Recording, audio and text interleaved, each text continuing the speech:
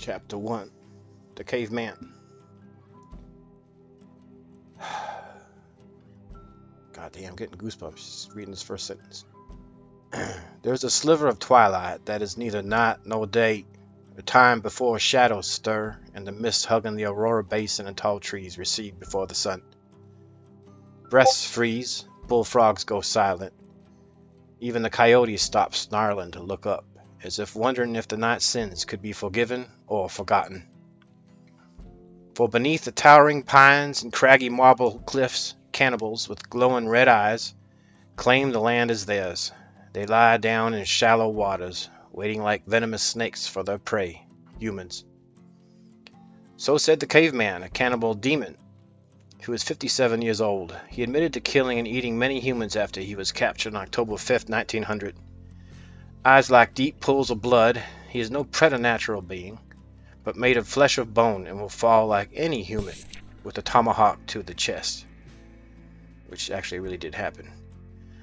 Quote, I have been cursed by the Dark Lord herself, youngling, the caveman said before he jumped into a waterfall along the lower Montana River. The Lady of the Lake is the Dark Lord. I have long time ago been in Strawberry. She asked me to follow her, and she and other cannibals cursed me. Cursed him to become a cannibal. His days of being a miner and hunter on Mount Hagen were soon over. It took some days. She played mind games with my brain, he said. She made me become a cannibal. This curse has made me smell human meat. She has cursed me to kill anyone who goes to the lake, forced me to eat human meat. Now it is normal for me to eat human. The next sentence is hard to say, but it is a curse, according to this Dark Lord, out of control human beings. Something along the lines of Solomon Garur says. That's the way she says it, something like that. At first, the caveman, who refused to give his real name, tried to resist. Maddie, no! She would tie me up, torture me, to eat human meat, he said. John, the protector of tall trees, asked if killing the Dark Lord might break the curse. Maddie, no! No! One second, I'm sorry. He's alright, friend. I got goosebumps already. This ain't no joke. John, the protector of tall trees, asked if killing the Dark Lord might break the curse. If it would be possible, then I would. But I can't hurt her myself. She is a woman of flesh and blood. She might look friendly, but deep down in her heart, she is a hardcore killer. She uses cannibals like me and 3 others to kill other humans, the caveman said. The caveman once had a wife and 4 children, but he killed them, all, and laughed when asked if he ate them. No, I did not. I'm going to try and talk like he did. No, I did not eat them, but I tortured them until their last breaths, as I was told to do, he said. The self-described slave for the past 12 years, his appetite for human flesh can never be satiated.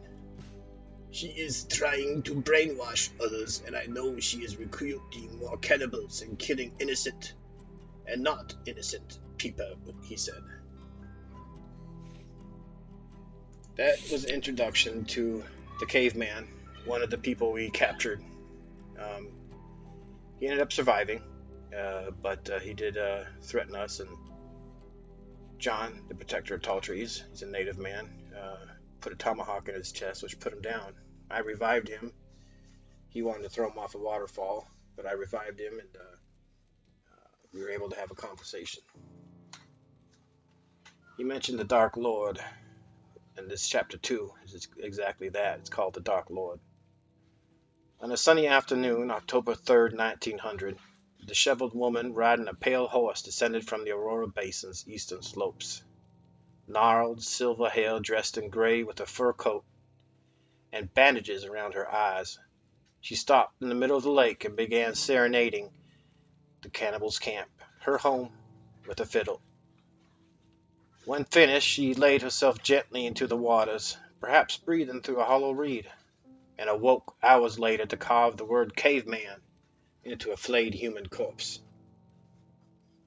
At 67 years old, she no longer hunts. She sends her dead walkers and demons to catch her prey. She is the Dark Lord, but pretends to be the Lady of the Lake, a protector, she said, when cornered on October 9th, 1900, while inside the Devil's Cave in Big Valley. Her real name is Sophia Morningstar. Quote, I am the Dark Lord indeed, mister. I'm not doing her voice justice. I'll just read it. She confessed.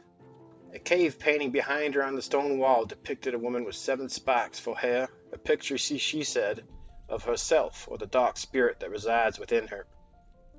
Besides the painting to the left was Bigfoot. Humans, twisted and torn, were at the right, as well as the devil bear who protects the cave to this day.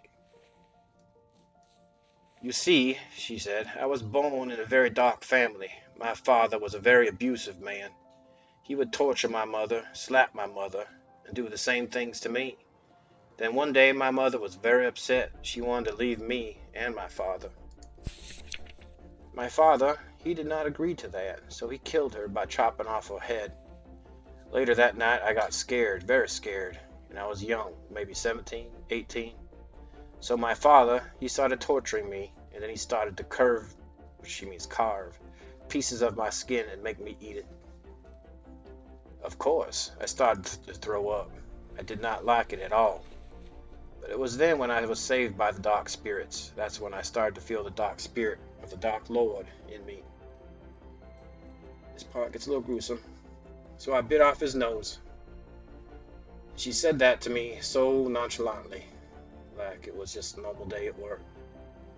After that, I took the knife in the kitchen, stabbed him right in the eye, slit his throat. Of course, I didn't want the law to find the bodies, so I hid them. Then I ate them every single day, a piece and a piece, until many, many weeks and years later, the bodies were gone.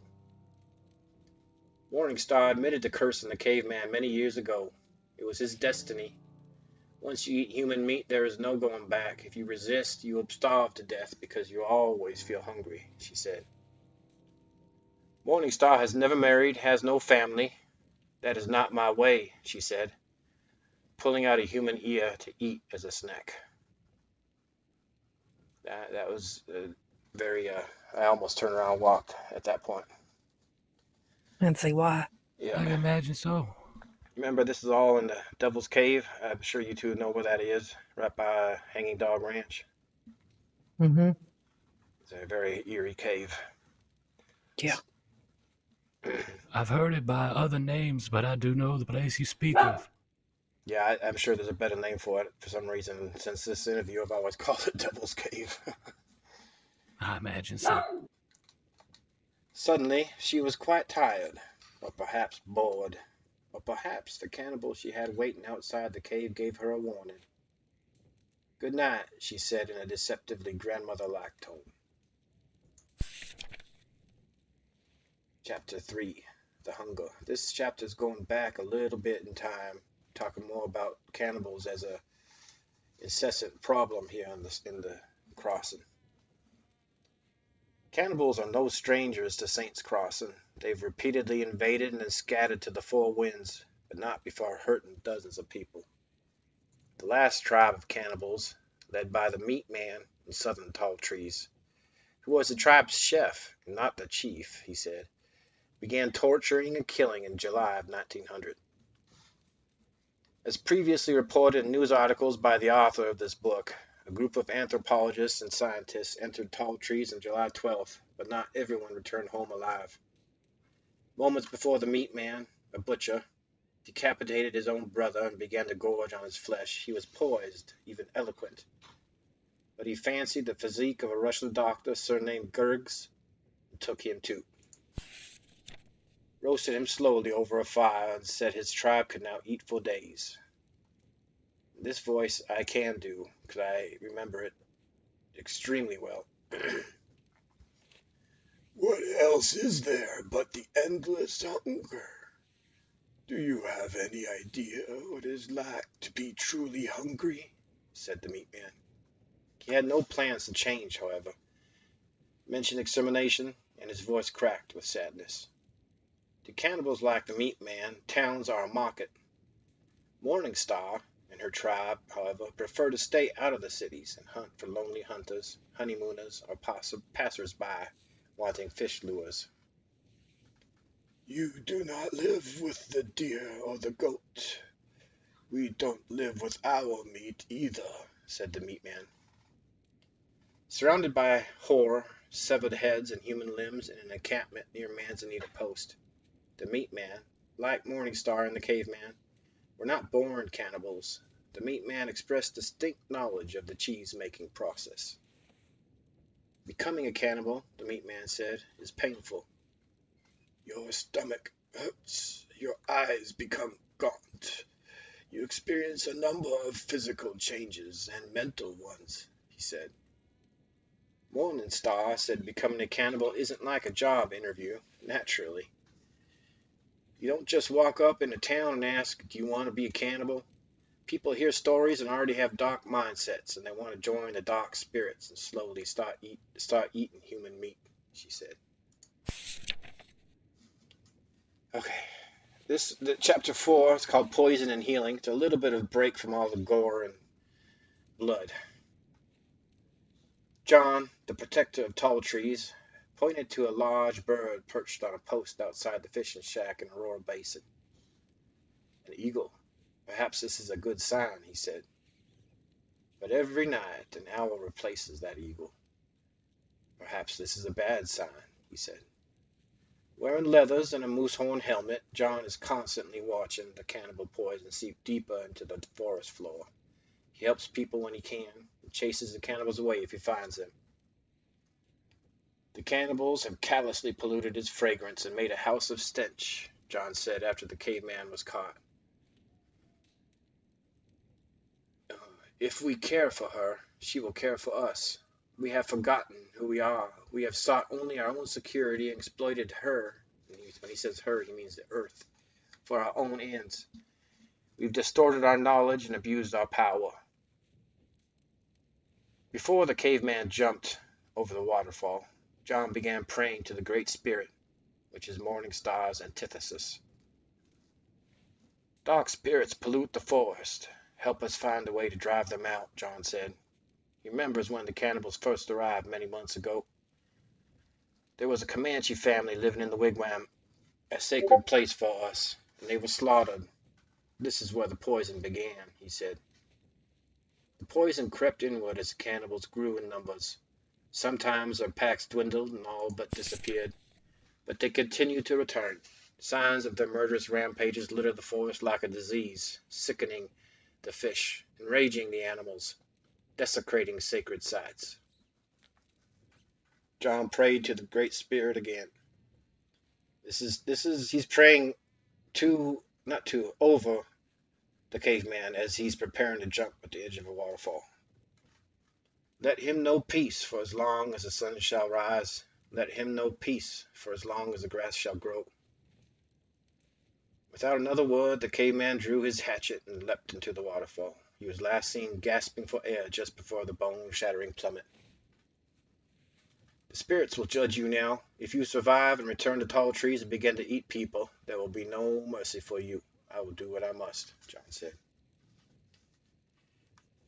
However, minutes after the interview with Sophia Morningstar finished, the caveman revealed himself, alive and well, and pursued the author of this book, shot him once with an arrow before he could make his escape with a devil bear in close pursuit.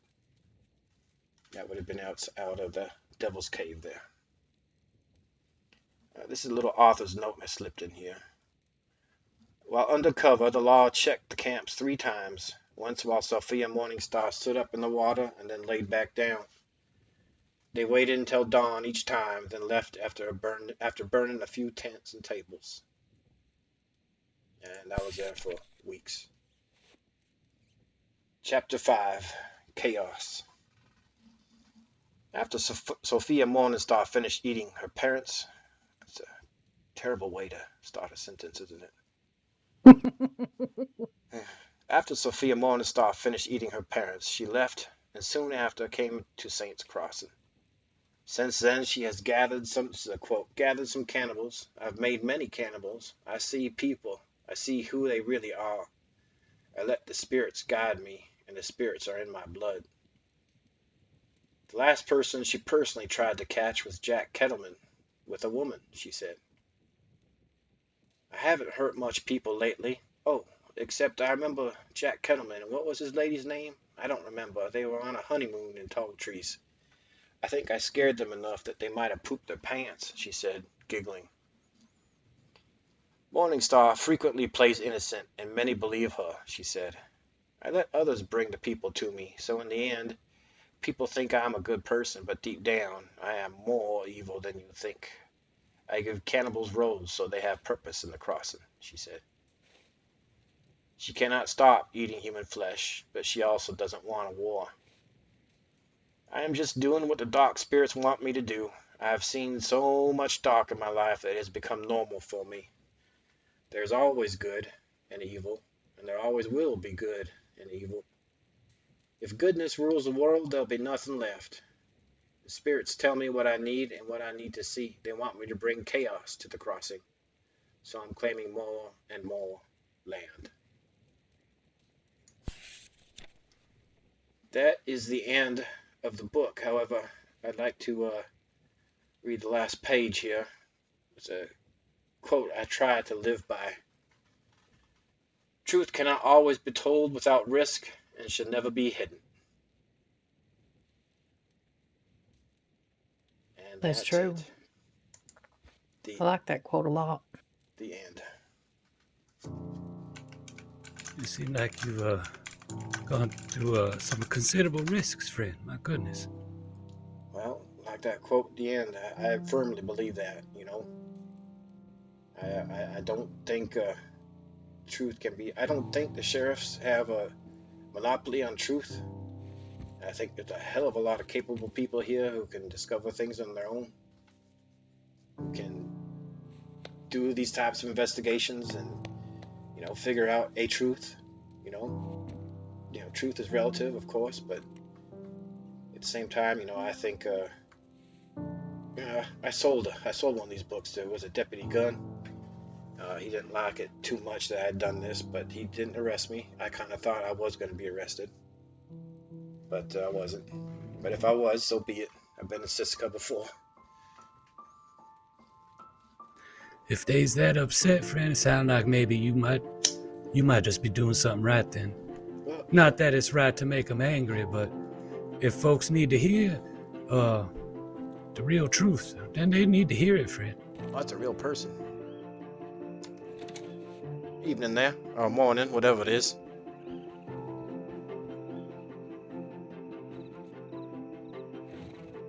I can't quite. I don't know if you're talking, but I can't hear you. Howdy. Hey, how are you? Oh, is that Caniclo? Yeah, I haven't seen you in a coon's age. quite. How are you? How's the book?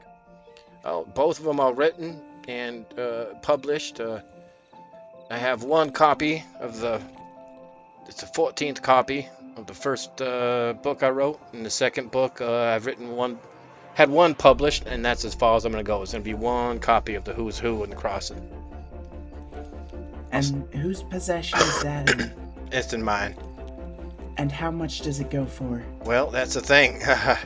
I'll buy it from you right now for $380. Sold. Yeah, How many people are in it? you're talking about the Who's Who, right? Yeah. Okay. Or what's the other one about? The other one's about the cannibals and tall trees.